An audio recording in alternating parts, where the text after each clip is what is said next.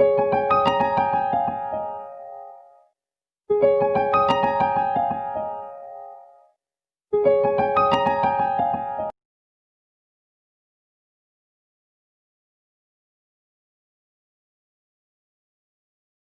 दोस्तों, फिर से आपका एक बार स्वागत करता हूँ मैं आपके अपने ही चैनल यूएमएस ट्यूटोरियल पे। दोस्तों, उम्मीद करते हैं आप लोग अच्छे होंगे, दुआ करते हैं आप लोग अच्छे रहें। दोस्तों, यहाँ पर आज हम लोग बात करेंगे पृष्ठ रसायन चैप्टर नंबर 5 क्लास 12 का हिंदी बोर्ड स्टूडेंट के लिए। दोस्तों, इससे पहले हम लोग पृष्ठ रसायन में कई बार मिल चुके हैं। आई होप ये चौथा लेक्चर होगा मेरे ख्याल से। तो इससे पहले हम लोगों ने अधिशोषण पर बात किया, उसको फिनिश किया, उसका क्या अधिशोषण क्या होता है, प्रकार क्या होता है, उपयोग क्या होता है। फिर हम लोगों ने उत्प्रेरण और उत्प्रेरक क्या होता है इस कॉन्सेप्ट को समझा था। तो उसके आगे ही बढ़ते दोस्तों, मैंने उत्प्रेरक के प्रकार के बारे में मैंने बात किया था, है ना। उत्प्रेरक के प्रकार के बारे में, प्रेरक का प्रकार। तो दोस्तों, यहाँ पे मैंने आप यूँ कहो दो कैटेगरी में मैंने डिवाइड किया था। एक तो भौतिक अवस्था के आधार पे, भौतिक अवस्था के आधार पे, और एक क्रिया विधि के आधार पे, क्रिया विधि के आधार पे।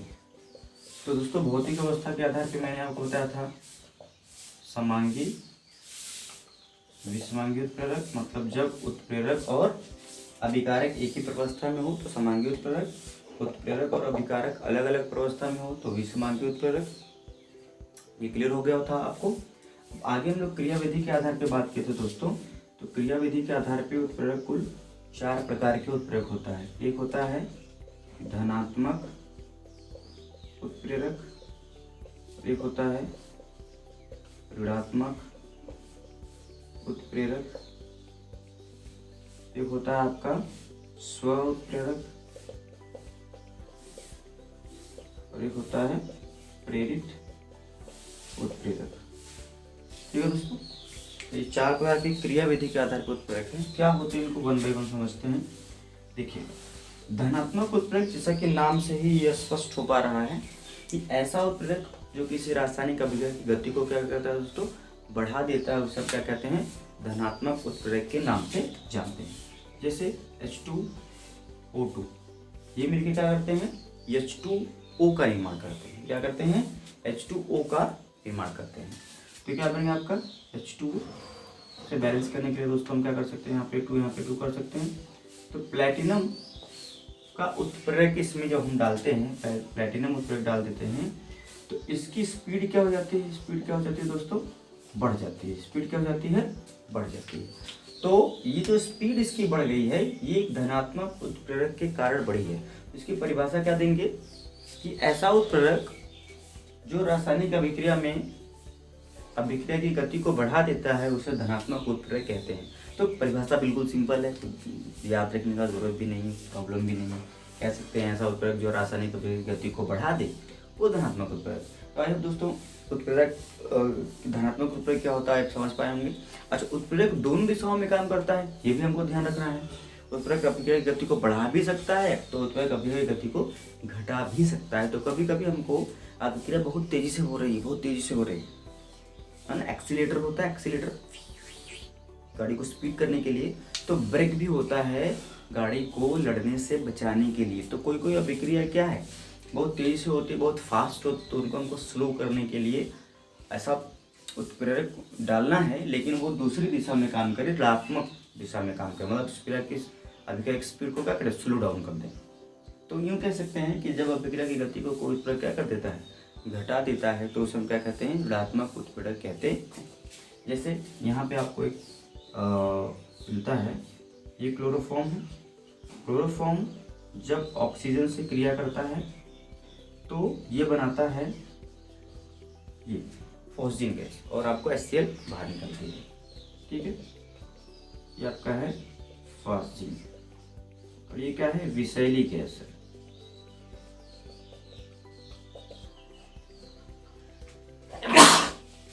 सॉरी, क्या हो रहा है पता नहीं चल रहा। ठीक है दोस्तों, ये आपका क्या है, क्लोरोफॉर्म ऑक्सीजन से क्रिया करता है तो फॉस्जीन बनता है और HCl बनता है। उसी तरीके से हमारा ये H2O2 है ना, हाइड्रोजन परऑक्साइड, ये विखंडित होके H2O और इसका निर्माण करता है।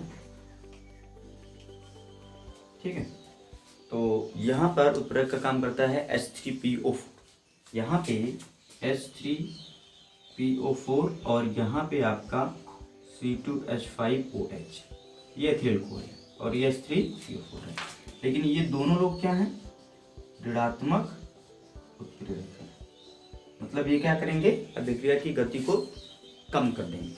क्यों कम कर देंगे, जरा इसको भी समझिएगा कि जब क्लोरोफॉर्म को हम क्या कर देते हैं, ये बात को आप ध्यान से समझना है। क्लोरोफॉर्म को हम ऐसे ही भर के छोड़ देते हैं, तो ये जैसे ही वातावरण से ऑक्सीजन पाएगा ये कन्वर्ट हो जाएगा किसमें, फास्जीन, क्योंकि एक विषैली गैस है और हमने तो साफ डब्बे में रखा था क्लोरोफॉर्म, और बन गया ये फास्जीन, बन गया क्या, ये फास्जीन।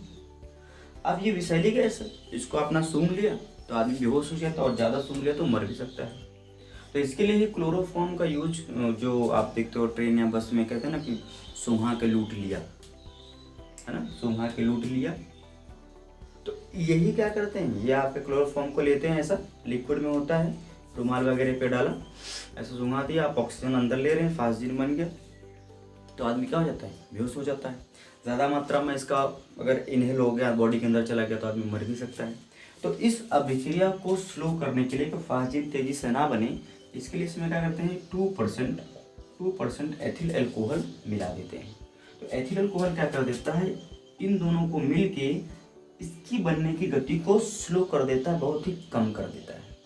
और इसके लिए आपसे एक सवाल और पूछा जाता है कि क्लोरोफॉर्म को रंगीन बोतलों में क्यों रखा जाता है, रंगीन बोतलों में क्यों रखा जाता है, क्योंकि इसको अभिक्रिया होने के लिए क्या चाहिए, सूर्य का प्रकाश भी चाहिए होता है।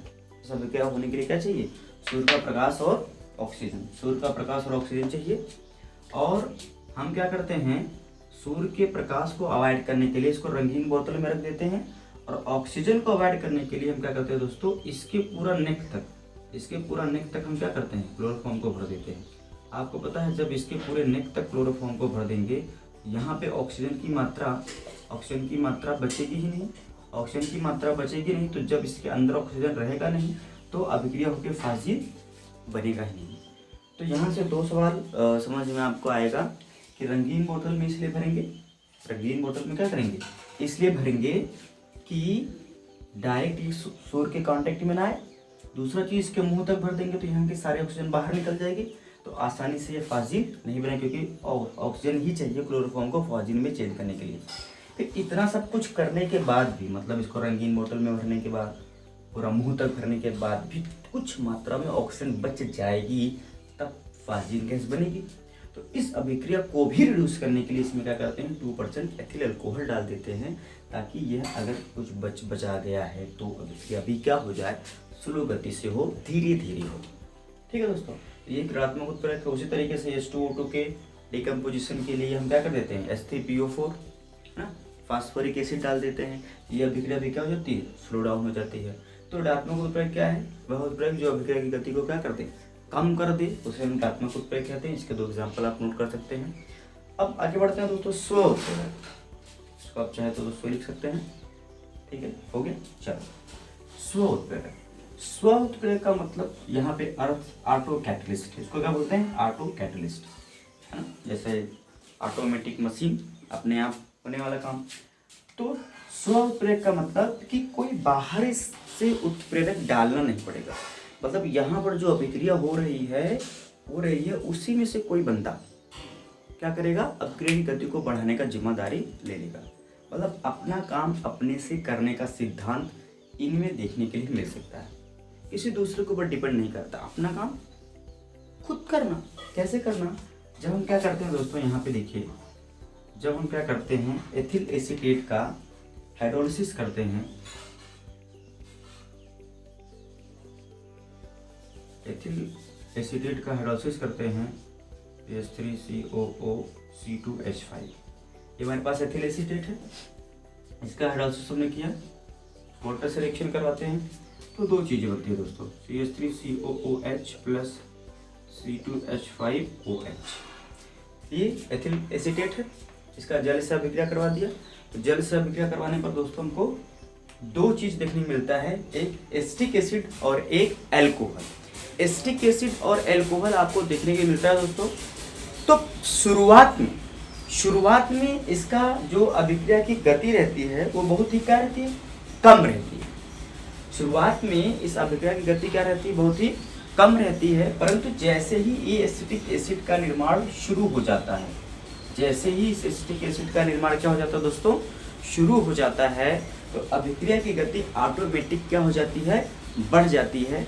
तो वैज्ञानिकों ने इसका अध्ययन किया और पाया कि ये एसिटिक एसिड क्या कर रहा है, स्व उत्प्रेरक का काम कर रहा है, और इस एसिटिक एसिड के निर्माण के कारण से ही अभिक्रिया की गति क्या हो गई है, बढ़ गई है। तो स्व उत्प्रेरक क्या है कि ऐसा उत्प्रेरक जो अभिक्रिया में स्वतः उत्प्रेरक का कार्य करने लगे, उसे हम स्व उत्प्रेरण कहते हैं। ठीक है दोस्तों, चलो आगे बढ़ते हैं, प्रेरित उत्प्रेरक की बात करते हैं दोस्तों। तो प्रेरित उत्प्रेरक क्या होता है, देखिए प्रेरित उत्प्रेरक का अर्थ आप ये समझो कि आप चोर नहीं हो, मैं चोर हूं। आप मेरे साथ रहते रहते क्या हो गए, चोर हो गए। या आप देखते हो अक्सर जो है गांव में हर खैनी खाने वाले, एक आदमी खा रहा है दूसरा नहीं खा रहा है, तो ये जो खाने वाला होता है उसको भी क्या कर देता है, धीरे धीरे अपने में शामिल कर लेता है। अब कहेंगे कि जो नहीं खाने वाला है वो भी अपने में शामिल कर ले, तो ये भी चीज़ें हो सकती हैं, परंतु ये थोड़ा रेयर होता है। अच्छाई आने में टाइम लगता है, बुराई आने में बड़ा जल्दी आ जाता है। तो इस तरीके से कह सकते हैं कि जो खैनी खाने वाला है वो भी अपने दूसरे वाले पार्टनर को जो नहीं खा रहा है उसको भी उसमें लिप्त कर लेता है। कुछ ऐसी ही बातें यहाँ पर भी हैं कि मतलब एक अभिक्रिया है वो खुद तो नहीं हो रही, एक अभिक्रिया है वो क्या है, खुद नहीं हो रही, परंतु किसी दूसरी अभिक्रिया की उपस्थिति में जब उस अभिक्रिया को करवाया जा रहा है तो वह भी अभिक्रिया हो जा रही है। तो इसीलिए इसे क्या कहेंगे, इंड्यूस कैटलिस्ट, प्रेरित उत्प्रेरक। मतलब आप एक प्रेरणा के वजह से मैं प्रेरित हो जाऊं और मैं वो काम करने लगूं जो मैं पहले नहीं कर पाता था अकेले, और आपकी उपस्थिति में मैं क्या कर रहा हूँ, कर पा रहा हूँ। जैसे हमारे पास एक रिएक्शन होता है सोडियम सल्फाइड का, सोडियम सल्फाइड की अभिक्रिया जब ऑक्सीजन से करवाया जाता है तो यहाँ पे आपको ये देखने मिलता है, मतलब सोडियम सल्फाइड का ऑक्सीकरण बढ़ी क्या हो जाता है, आसानी से हो जाता है। परंतु यही अभिक्रिया जब हम क्या करते हैं, इसके साथ करवाते हैं, है ना, सोडियम आर्सेनिक सल्फाइड के साथ, ये आर्सेनिक है तो इसके साथ करवाते हैं, तो यहाँ पर कोई भी अभिक्रिया नहीं होती है, मतलब कोई अभिक्रिया नहीं, कोई भी अभिक्रिया नहीं होती है। परंतु जब हम इसको और इसको साथ में डाल देते हैं, मतलब इसको भी ले लिया प्लस इसको भी ले लिया, इसको एक साथ करवाते हैं दोस्तों, तो ये भी, इसका भी ऑक्सीकरण हो जाता है और इसका भी ऑक्सीकरण हो जाता है। तो आपको मिलेगा Na2SO4 प्लस Na3ASO। ये मतलब अकेले ये अभिक्रिया अभी अभी तो नहीं हो रही थी, लेकिन इस अभिक्रिया की उपस्थिति में यह भी अभिक्रिया होने लगी। अकेले अकेले ये अभिक्रिया नहीं हो रही थी, परंतु इस अभिक्रिया की उपस्थिति में यह भी अभिक्रिया होने लगी। तो इसलिए इसे हम क्या कहेंगे, प्रेरित उत्प्रेरक कहेंगे। इसे क्या कहेंगे, प्रेरित उत्प्रेरक कहेंगे। तो कह सकते हो दोस्तों, जब किसी दूसरी अभिक्रिया की उपस्थिति में कोई अभिक्रिया होने लगे तो उसे हम क्या कहेंगे, तो उसे हम क्या कहेंगे, प्रेरित उत्प्रेरक के नाम से जानेंगे। ठीक है दोस्तों, क्या कहेंगे, प्रेरित उत्प्रेरक के नाम से जानेंगे। तो ये चीजें आपको ध्यान रखनी है। 4 प्रकार की क्रियाविधि के आधार पर उत्प्रेरक है, धनात्मक उत्प्रेरक, ऋणात्मक उत्प्रेरक, स्व उत्प्रेरक और प्रेरित उत्प्रेरक। प्रेरित उत्प्रेरक के लिए आपको एग्जाम्पल क्या रखना है, चोर वाला एग्जाम्पल रखना है, खैनी वाला एग्जाम्पल याद रखना है कि कोई चीज़ नहीं हो रहा है, दूसरे के प्रेरणा की वजह से वो होने लगे, तो उससे हम कह सकते हैं कि उसे हम क्या कहते हैं, प्रेरित उत्प्रेरक कहते हैं। चलिए दोस्तों, यहाँ पे हम लोग क्या करते हैं, थोड़ा सा आगे बढ़ते हैं और आपको 2 कॉन्सेप्ट और सिखाते हैं, उत्प्रेरक वर्धक और उत्प्रेरक विष। उत्प्रेरक वर्धक और उत्प्रेरक विष। उत्प्रेरक वर्धक और उत्प्रेरक विष। दोस्तों नाम से बहुत ही ज्यादा क्लियर हो पा रहा है कि उत्प्रेरक वर्धक और उत्प्रेरक विष क्या होता है। मतलब उत्प्रेरक वर्धक, च्यवनप्राश का नाम सुना है, खा के लेते हैं तो ऐसा और शक्ति आ जाता है। तो वैसे ही कोई उत्प्रेरक हो उसमें वर्धक मिला दें तो उत्प्रेरक का ऐसा पावर और क्या हो जाए, बढ़ जाए, तो उसे हम उत्प्रेरक वर्धक कहेंगे। और उत्प्रेरक विष क्या है, कोई ऐसा उत्प्रेरक हो, मतलब कोई ऐसा बाहरी पदार्थ मिला दे कि उत्प्रेरक की शक्ति क्या हो जाए और कम हो जाए, तो उसे हम क्या कहेंगे, उत्प्रेरक विष कहेंगे। जैसे आप सोचो दोस्तों कि जब ये हमारा हम लोग अमोनिया बनाते हैं तो इसमें क्या कर देते हैं, आयरन डाल देते हैं, तो अभिक्रिया की गति और क्या हो जाती है, फास्ट हो जाती है, क्योंकि ये आयरन क्या कर रहा है, उत्प्रेरक का काम कर रहा है। अब इसमें कोई और हम बाहरी पदार्थ डाल दें जो इस उत्प्रेरक की शक्ति को बढ़ा दे, इस उत्प्रेरक की शक्ति को बढ़ा दे, तो उसे और उत्प्रेरक की शक्ति को बढ़ेगा, तो उत्प्रेरक क्या करेगा, अभिक्रिया की शक्ति को और तेजी से करवाएगा, तो उसे हम क्या कहेंगे, उत्प्रेरक वर्धक कहेंगे। जैसा आप यूँ समझो कि आप अगर आपको खाने में मान लो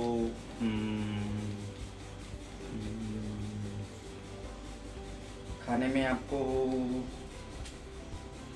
दाल ले लेते, चलो दाल मिल जाता है तो आप बड़े अच्छा चाव से खाते हो, मतलब कह सकते हैं कि ज़्यादा खाना खाते हो, है ना। ऐसा खाना तो आप खाते ही हो, लेकिन आपको दाल मिल जाए, आप इसको यहाँ से कोरिलेट करना है आपको।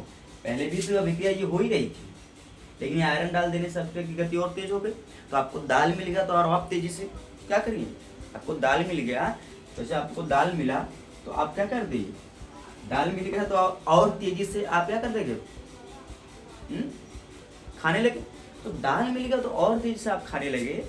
परंतु आप सोचो दोस्तों कि अगर दाल में घी डाल दिया जाए, दाल में क्या कर दिया जाए, घी डाल दिया जाए, दाल में क्या कर दिया हमने, घी डाल दिया, तो दाल में घी डाल दिया तो दाल और स्वादिष्ट हो गई और आपका खाने का जो दर था वो और बढ़ गया।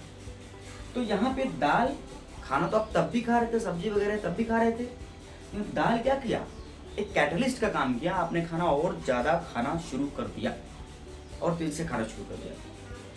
लेकिन घी क्या किया, घी ने तो वर्धक का काम किया कि घी की वजह से दाल का पावर और बढ़ेगा और ज़्यादा खाना खाएंगे। लेकिन यही आपको ऐसा चटनी नहीं पसंद है, आम वाली, हाँ कहेंगे आपको अपने ऊपर एग्जाम्पल ले रहे हैं, ऐसे समझो, चटनी आपको नहीं पसंद है, दाल में वो डाल दिया गया, चटनी डाल दिया, तो दाल तो आप खा रहे थे, अच्छा है, ठीक है, बढ़िया है, लेकिन उसमें चटनी डाल दिया तो दाल का टेस्ट खराब हो गया और आपने क्या कर दिया, आपके खाने का रेट क्या हो गया, और भी क्या हो गया, कम हो गया।